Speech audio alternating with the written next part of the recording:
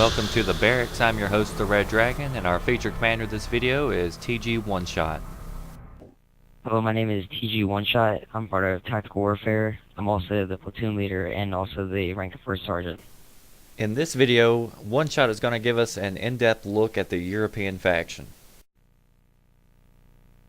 With the EFIC Battalion, if you rate the faction on a scale from 1 to 3 in 3 different categories, being power, range, and speed.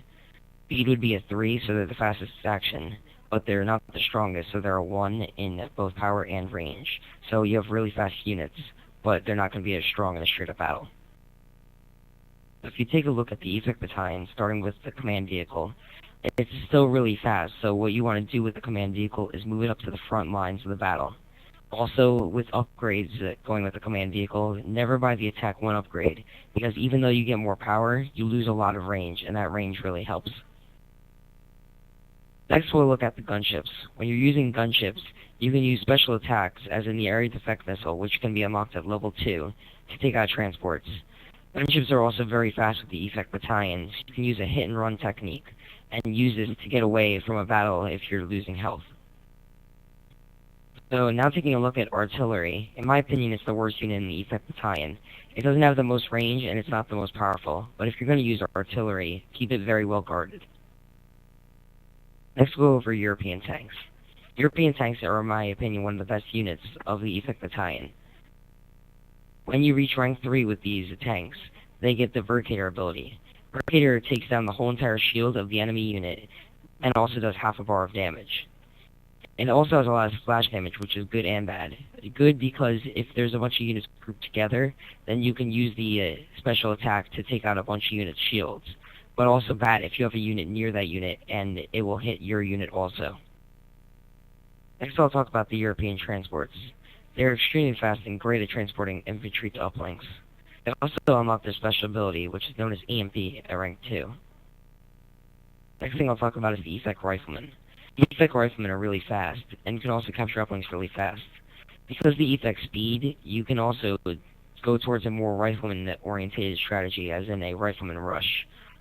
This also can capture uplinks really quickly, and push the opponent into DEFCON quicker, or also get more units out on the field at a quick amount of time. When using EFIC Engineers, they're not as fast just like any other faction, but they have 2 special abilities, which is upgrading mines that are self-healing and also can attack against air units. So you can put a minefield down that can hit tanks, but it can also hit gunships. One Shot, so what type of strategy would you recommend to a newcomer, say, to the European faction? A good strategy for EFIC is doing a 2-tank transport rifleman rush to the middle of the map. You always want to, when you're playing with EFIC, to capture as many uplinks as fast as possible to push your opponent to DEFCON, because the EFIC units are short on armor compared to other units, and will be beaten up in a battle. A question that I get a lot is players always ask me, what, in my opinion, is the best faction? So I always tell them that it's personal preference, and it's all about how you like to play in your style. So as far as what you enjoy, where would you rank Europe as far as your preferences go? All in all, after trying all 3 factions, in my opinion, EFIC is the best faction. Also, you'll love playing it with them if you love the speed and with the short wait times of the EFIC Battalion, because everyone sees it as the weakest faction.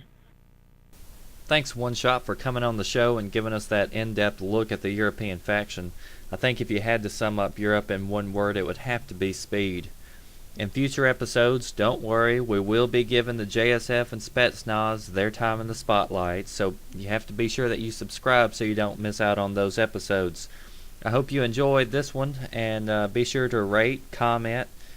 If you're interested in being on the show and representing either the Spetsnaz or the JSF, be sure to leave a comment here, or head over to the Endwar boards in the general discussion, and check out the link and leave us a comment there. Until next time, this is the Red Dragon signing out.